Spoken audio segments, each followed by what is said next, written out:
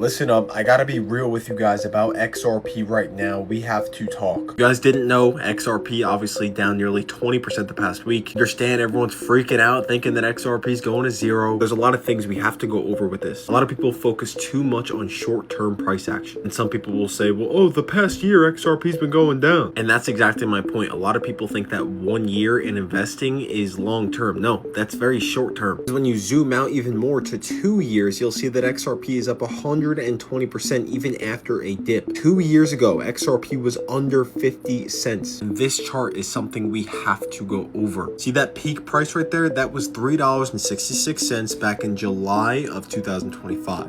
Ever since then, XRP has been creating lower highs and lower lows, now at its lowest price in 2026. A couple days ago, I thought that 110 was going to be the bottom. Turns out I was wrong. XRP went down to $1.04. And now at the time of recording this video, XRP at $1.08. Now looking at the charts, I do believe that XRP will probably fall under $1, and that's gonna freak everybody out. It's gonna be all over social media, which is fine, but I think that 95 cents is going to be the floor bottom for XRP. Why do I think that? Is because that was a 2023 high, and I think that XRP will fall down just a little bit more to 95 cents, and then we'll be able to get a bounce. So look, $1.08 right now, we could drop down to 95 cents and then be able to get the bounce back to the upside. Because for a couple weeks now, I've been talking about this descending trend line ever since that $3.66 range. Lower lows, lower highs, descending trend. Eventually that descending trend has to break back to bullish. We need a BOS, which is a break of structure back to the upside. And we need to be able to know what is the floor, what is the bottom. I believe that 95 cents is that bottom. Could be wrong. You know, I thought that 110 was the bottom, and look, we're under 110 right now. But 95 cents is the next major level of support on the macro charts. And I think that we'll probably dip down under $1, maybe to 95 cents in the next couple of days, and then we're going to get a lot of buying pressure, and I think that we'll eventually be able to break out of that descending trend line.